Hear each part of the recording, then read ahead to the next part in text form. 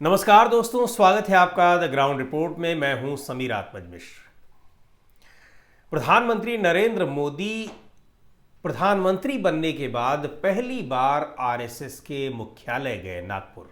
कल एक कार्यक्रम में वहां पर वो गए और उन्होंने आरएसएस के संस्थापकों को श्रद्धांजलि दी। उसके बाद वो दीक्षा भूमि भी गए।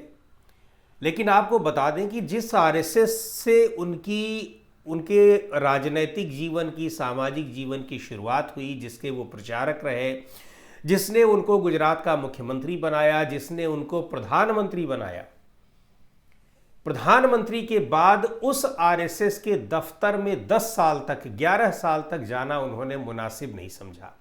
क्यों नहीं गए? अब इसकी वजह कुछ भी हो सकती है, लेकिन नहीं गए। और फिर नहीं गए तो आगे भी नहीं जाना चाहिए था, लेकिन अब वो गए। तो नहीं गए, इसके पीछे तो बहुत साफ बात नजर आती है कि अब तक वो, यानी पिछला जो 2 कार्यकाल उनका बतौर प्रधानमंत्री था, वो पूर्ण बहुमत की सरकार चला रहे थे। सरकार एनडीए की रही, लेकिन भारतीय जनता पार्टी के पास 2014 में भी पूर्ण बहुमत था और 2019 में भी पूर्ण बहुमत था। लेकिन अब उनके पास पूर्ण बहुमत नहीं है।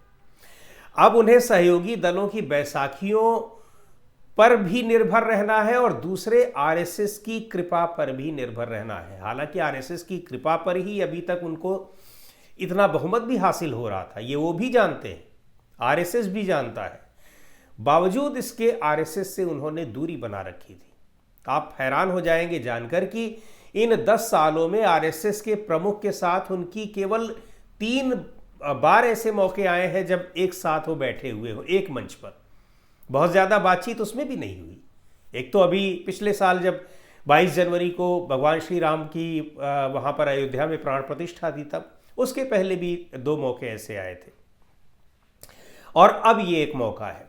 इससे पहले एक 1-to-1 अगर बातचीत हुई है तो वो 2014 के लोकसभा चुनाव से ठीक पहले, जब प्रधानमंत्री मोदी प्रधानमंत्री पद के थे, उम्मीदवार थे, उनको पार्टी ने अपना फेस घोषित कर रखा था और चुनाव प्रचार अपने चरम पर था। उस समय कुछ मुलाकात हुई थी 1-to-1 मोहन भागवत के साथ उनकी, लेकिन उसके बाद नहीं। तो खैर, ये एक बड़ा सवाल है कि आखिर अब क्यों मिलने गए। तो अब मिलने जाने के पीछे बहुत से कारण हैं।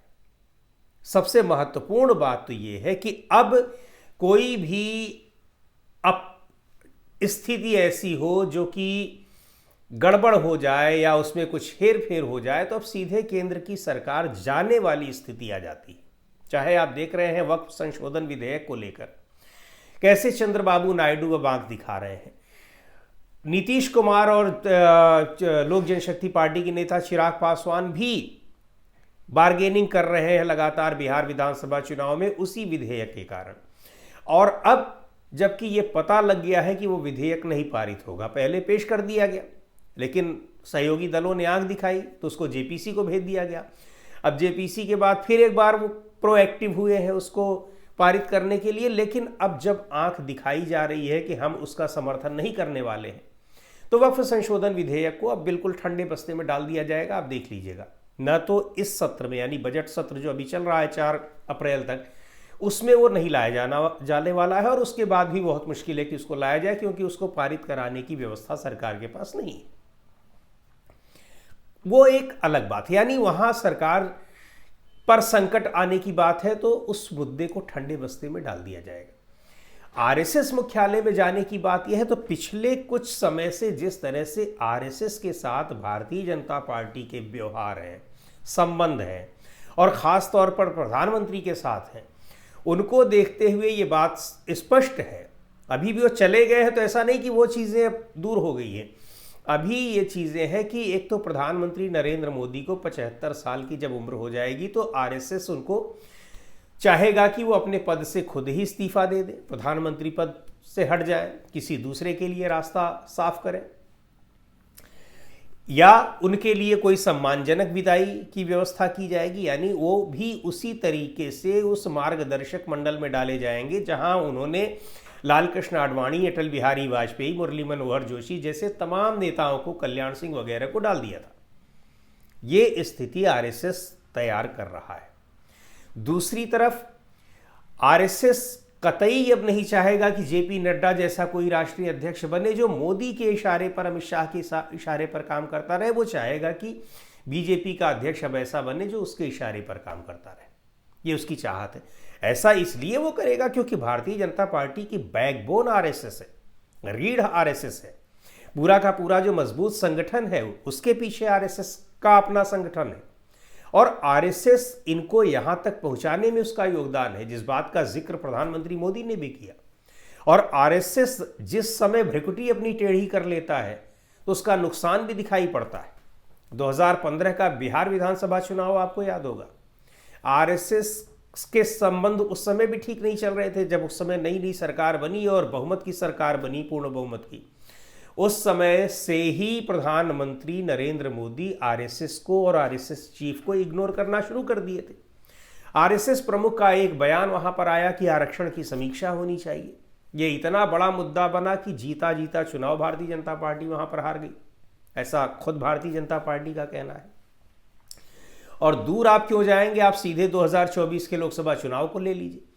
आपको याद होगा कि जेपी नड्डा जो भारतीय जनता पार्टी के राष्ट्रीय अध्यक्ष हैं, उन्होंने एक इंटरव्यू में कहा कि अब हमें आरएसएस की ज़रूरत नहीं है, अब हम पहुंच गए जहां हमें पहुंचना था, अब हमारा खुद का संगठन तैयार हो गया है। इसकी आलोचना भी की गई आरएसएस की तरफ से, लेकिन ये बात अब निकल चुकी थी तो निकल चुकी थी। और उस समय किस प्रधानमंत्री ने भी उसका खंडन नहीं किया, किसी ने खंडन नहीं किया। और फिर आपको पता है कि 400 पार का नारा दिया जा रहा था, लेकिन 240 पर सिमट गए। पूरे चुनाव में आरएसएस की वो भूमिका नहीं रही जो 2014 और 2019 में थी, ये सबने देखा था। तो आरएसएस भारतीय जनता पार्टी को कहां तक पहुंचाने में और कहां तक गिराने में उसकी अपनी काबिलियत है या कितना वो कैपेबल है, वो दिखाता रहता है और स्पष्ट है ये बात। तो पहली बात तो इस डैमेज को कंट्रोल करने के लिए भी जाना जरूरी था। और दूसरी बात कि जिस तरह से 2024 का चुनाव पूरी तरह से प्रधानमंत्री नरेंद्र मोदी के फेस पर लड़ा गया, फिर हारे भी, उसके बाद जिम्मेदारी भी नहीं लिए, इन सारी चीज़ों को लेकर आरएसएस के भीतर एक ज़बरदस्त नाराज़गी है प्रधानमंत्री को लेकर, उनके नेतृत्व को लेकर। अभी अमेरिका जिस तरह से आंखें दिखा रहा है उस पर भी ऐसा माना जा रहा है कि आरएसएस को ठीक नहीं लग रहा है। और भारत जिस तरह से प्रतिक्रिया दे रहा है, दे ही नहीं रहा है प्रतिक्रिया, और दे भी ऐसा रहा है कि जैसे वो अमेरिका के डोनाल्ड ट्रंप सरकार के प्रवक्ता बने हुए हैं हम, इस तरह से हमारी तरफ से प्रतिक्रियाएं आ रही हैं। तो एक ये नाराज़गी है। और दूसरी बात, चुनाव हारने के बाद आरएसएस का ये जोर था कि उस संसदीय दल की बैठक होगी, वो नहीं हुई। प्रधानमंत्री की जिम्मेदारी लेने की बातें हवा हवाई हो गई।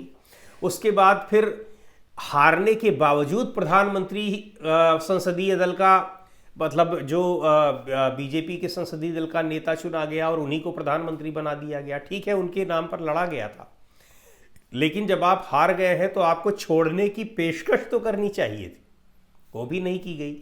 तो इससे ये साफ हो गया कि प्रधानमंत्री जी किसी भी तरह से वो सत्ता में बने रहेंगे और सत्ता जल्दी वो छोड़ने वाले नहीं हैं, जब तक कि हटा न दिए जाएं। अब की बार तो हटा भी दिए गए, लेकिन पूरी जोड़ तोड़ करके उन्होंने प्रधानमंत्री की कुर्सी पर वो फिर बैठ गए हैं। लेकिन अब 75 साल वाला जो मामला है, इसमें आरएसएस नहीं चाहता है कि जिस नियम को उसने बनाया और अब तक वो बड़े बड़े नेताओं से फॉलो कराता रहा है, इनके लिए उसमें छूट दी जाए। जबकि प्रधानमंत्री के करीबी लोग बार बार ये बात कह रहे हैं कि उनके ऊपर ये लागू नहीं होता है। खुद गृह मंत्री अमित शाह इस तरह की बातें कह चुके हैं। तो ये सारे मुद्दे ऐसे हैं जिनसे आरएसएस और भारतीय जनता पार्टी, और भारतीय जनता पार्टी में भी प्रधानमंत्री मोदी, इनके बीच की जो दूरी लगातार बनती हुई जा रही थी, तो प्रधानमंत्री को लगा कि कम अब इसको कैसे डैमेज को कंट्रोल किया जाए, इस नुकसान की भरपाई कैसे की जाए। तो इस प्रोग्राम के जरिए वो संघ के मुख्यालय में पहुंचे, बातचीत हुई, वहाँ उनकी भाषण दिया, आरएसएस के योगदान को उन्होंने याद किया। भाई आरएसएस से ही निकले हुए हैं और आज जहाँ तक पहुँचे हुए हैं सब वहीं की देन है। लेकिन इन सब के बावजूद ये कहा जा रहा है कि आरएसएस ने जो अब अपना मन बना लिया है, उससे वो पीछे हटने वाला नहीं है। एक बात और बड़ी महत्वपूर्ण है, प्रधानमंत्री नरेंद्र मोदी, वैसे तो उनके दिमाग में भी उत्तराधिकारी वाली कोई बात नहीं है, लेकिन ऐसा माना जाता है कि उनकी तरफ से उनके पसंदीदा उत्तराधिकारी सरकार में यानी प्रधानमंत्री के तौर पर केवल और केवल अमित शाह है। बीजेपी का प्रेसिडेंट वो किसी को भी बना दें और उसमें भी जेपी नड्डा जैसे ही किसी को बनाएंगे जो उनके ही इशारे पर काम करता हो, और पार्टी की बैठकों में भी वो आगे का रास्ता प्रधानमंत्री मोदी और अमित शाह के लिए छोड़ देता हो और खुद जो है वो पिछलग्गू बनकर चलता हो। माने ये कर्टेसी का भी पालन न करता हो, ऐसा कोई व्यक्ति ही चाहिए उनको और ऐसा ही किसी व्यक्ति को बनाएंगे। लेकिन आरएसएस ये बात नहीं, उसको नहीं ये बात पच रही कि पूरी पार्टी पर, पूरी सरकार पर हमेशा हमेशा के लिए आप ही का कब्जा रहे, क्योंकि अगर ऐसा हुआ तो फिर पकड़ उसकी वैसे ही ढीली हो चुकी है। आरएसएस की पकड़ जिस तरह से सरकार में होनी चाहिए और संगठन में होनी चाहिए वो बहुत कमज़ोर हो चुकी है। बावजूद इसके कि पूरी मेहनत करके पार्टी को यहाँ तक पहुँचाया है उन लोगों ने, सरकार को यहाँ तक पहुँचाया है, फिर भी उनकी वो नहीं है। तो अब जब खुद प्रधानमंत्री कमज़ोर हैं, पार्टी भी इस समय कमज़ोर है, तो इस स्थिति को आरएसएस अपने पक्ष में लेने के लिए सबसे माकूल वक्त समझ रहा है और इसमें उन पर अब दबाव डाल रहा है कि आपको हटना होगा। 75 साल की उम्र के बाद हटाने का क्या तरीका होगा, कैसे होगा, ये चीज़ें देखी जाएंगी, लेकिन अब आप इस पर विचार करना शुरू कर दीजिए और शायद उन चीज़ों से बच जाएं, मना कर दिया जाए, टकराव की नौबत ना आने पाए। क्योंकि अगर ज़बरन दबाव डालता है आरएसएस तो सीधे छोड़ने वाले हैं नहीं प्रधानमंत्री मोदी, तो टकराव की स्थिति बिल्कुल बनेगी, बननी तय है। और बैकअप उनके पास अपना है ही, देश के 2 बड़े बड़े उद्योगपतियों को उन्होंने इसीलिए नहीं तैयार किया हुआ है। लेकिन ये उद्योगपति और जिनको भी उन्होंने तैयार किया है कितने स्थायी होंगे, उनके साथ खड़े रहेंगे जब आरएसएस पूरा का पूरा उनके खिलाफ हो जाएगा, ये देखने वाली बात होगी। लेकिन उन चीज़ों को बेहतर करने की कोशिश में लगे हुए हैं। कितना बेहतर हुआ, नहीं हुआ, ये देखने वाली बात होगी, आने वाले दिनों में पता लगेगा। लेकिन ये तो बात है ही कि जब अपना व्यक्तिगत स्वार्थ आया तब वो आरएसएस के दफ्तर गए। पिछले 11 साल से उनको एक भी बार समझ में नहीं आया कि जहाँ से हम निकले हैं, पैदा हुए हैं, राजनीतिक ज़मीन हमारी तैयार हुई है, हमको कभी वहाँ भी जाना चाहिए। तो दोस्तों, आज की इस वीडियो में इतना ही। अगले वीडियो में फिर मिलेंगे एक नए विषय के साथ, एक नए मुद्दे के साथ। द ग्राउंड रिपोर्ट के यूट्यूब चैनल को आपने अब तक सब्सक्राइब न किया हो तो ज़रूर कर लें। हमारे वीडियोस को लाइक करें, शेयर करें और अपने सुझाव भी हमें ज़रूर भेजें।